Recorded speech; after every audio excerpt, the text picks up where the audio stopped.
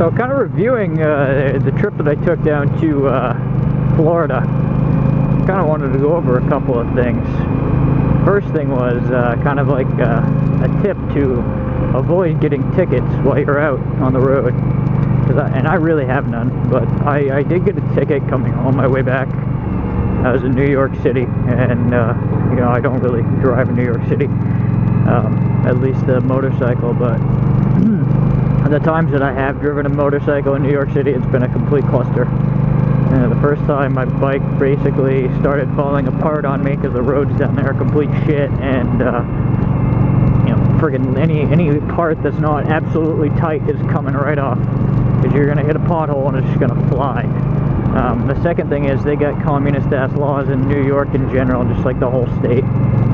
So I was driving in Brooklyn. I got off the Parkway, the Belt Parkway in Brooklyn, to get some lunch, and I was not like 30 seconds off the highway, where I pulled up to a stoplight, lifted up my visor, and a cop wrote me a ticket for not having eye protection. Yep, and it ended up being a $98 fine, 40 of which was like the actual offense fine, and then $58 which was administrative fees for a ticket. And, you know, I'm 4 or 5 hours away from New York City, so it is not worth driving all the way down there to fight a $98 ticket. But it is still, however, a really like shitty thing. And the thing about it was, I lifted up my visor because I did not want my face shield to fog up. And yeah, that's one thing. So you got the ticket things. Other than that, you know, I was pretty much, I guess I won't say I was speeding the whole time, but I was not doing the speed limit the whole time on my way back, but I didn't have any issues with cops. So the second thing would be like to kind of maintain your comfort.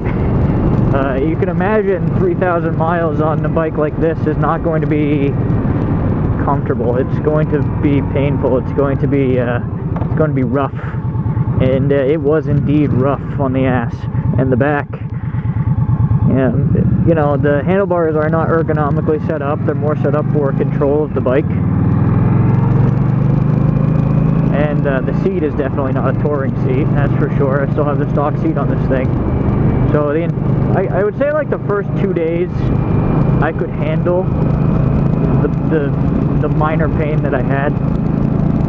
But once I got down to, let's say, North Carolina, after it was the third day I got down there, it almost became unbearable, especially towards the afternoon when the heat started getting up, and I started like getting really sweaty down there, and I was, you know, maybe some chafing started happening. But yeah, that was not the most comfortable of things. So what I ended up doing was, when I got down to Daytona Beach, and you can imagine in Daytona Beach, where they have like Daytona Bike Week, there's a lot of motorcycle amenities. Well, they have this place down there called Destination Daytona, where they have like all these Harley Davidson outlets, and they have like they have an Indian outlet, and then they also have J&P Cycles, which is a famous online retailer. So they actually have a store there, as well as stores in like Sturgis and someplace in Iowa. So I went in there and I bought a Wild Ass air cushion, which, you know, they have like air pockets and gel, and they kind of like level out your seating to alleviate pressure points. So I got that, I put it on the seat, and that really pretty much allowed me to do some longer distances. However, I still had some like localized pain, and you know, that may have been because of the days I rode without it.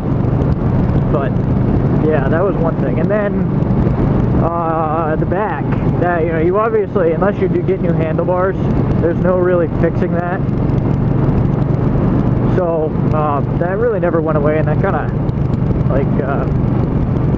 of like killed me for the entire trip. Some of the high points of the trip would be that kind of like I did see a lot of nice, very beautiful sights. Some that were not very popular, and some that were very, you know, places where people really go. Like, for instance, Skyline Drive was probably the highlight of the trip. It was the best roads in the world. Those roads, I kept telling people after I got back that they are made for motorcycles. The turns are like perfect. They have a perfect radius for a motorcycle to navigate the turn, but in an extremely fun, adventurous way. Like, you can dip that motorcycle down. I dragged Peg at least 6 or 7 times, and you know, I mean, out of over 100 different curves. That's I mean, that's not a lot, but it's like, you know, I've maybe dragged Peg other times. Not that much. So yeah, Skyline Drive was just gorgeous. I got rained on like at least 3 times while I was there at Skyline Drive, and the entire trip I got rained on at least 10 times. And you know, at a 3,000 miles, you're bound to run into some rain clouds at some point, but 10, you know, might be a little excessive. I was wet the whole friggin' week. I don't think I was dry one day. Maybe the day I didn't ride, I was dry, but you know, other than that. Which, you know, well, actually, the thing about being wet on this last trip, it was almost welcome, because it was so ridiculously hot. I mean, 100 degrees is the hottest weather I've ever ridden in, and I could feel it. I was like baking. So when it started raining, you know, you really start to cool down and it gets really nice. The downside of the rain is obviously the fact that it's hitting you and it kind of hurts, but like I said, the upside was much greater than the downside in that case. And I think the last point before summarizing it, my feelings on the trip, it's money. I was so hoping that on this trip I was, you know, going to be able to do this cheap, but it turned out to not be that cheap. You know, aside from all the money I put into the bike preparing for the trip itself, which turned out to be a lot of money, like, you know, the hotel rooms for 7 days, all the extra stuff, the gas, the food, it was over $1,000, which I was under the impression before we went on this trip that motorcycling was cheap, but I came to the conclusion it's only cheap if you're willing to make a lot of sacrifices. And honestly, being as far away from home as I was, I wanted to be comfortable, and yes, I think that kind of killed a little bit of the adventure for me. Like, one of my hopes was that I was going to get a tent and go camping, but for some reason I figured that it would cost me more to buy the tent than it would be to spend the money on hotel rooms.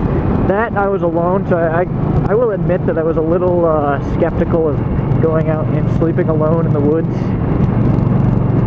So yeah, that was kind of a bummer for me, the fact that I spent as much money as I did. And I'm going to have to learn to not do that.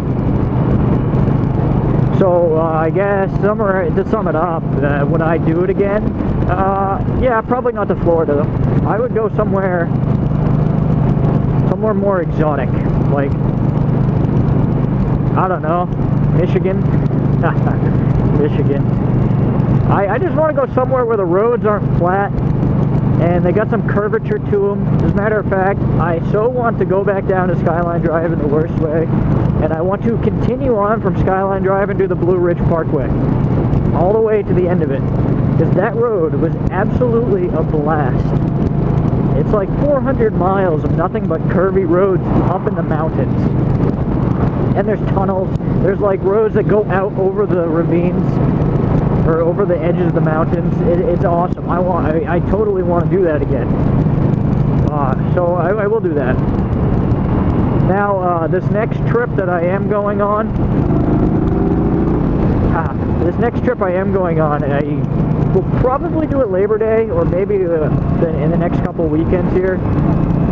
I will be going up to Quebec City, Canada, to my fatherland. Or, I'm sorry, it'd probably be the motherland. My father wasn't from there, but it's where my kin hail. So I will be going up to Quebec City, Canada. I will be exploring, taking this thing international. And I hope for it to be the first of many international motorcycle trips, as I do plan on doing some trips overseas at some point, which probably would not be with this bike, but I digress. Overseas trips are in the future for this guy. It'll be awesome. Quebec City is kind of like, it's like Paris. It's like some kind of small European city, but it's in North America, so it's pretty damn cool, and you get to join me. So yeah, I'm gonna go over to this place right here, and I'm gonna get some food, because it's about 7:30. I haven't eaten yet, so I'll be back.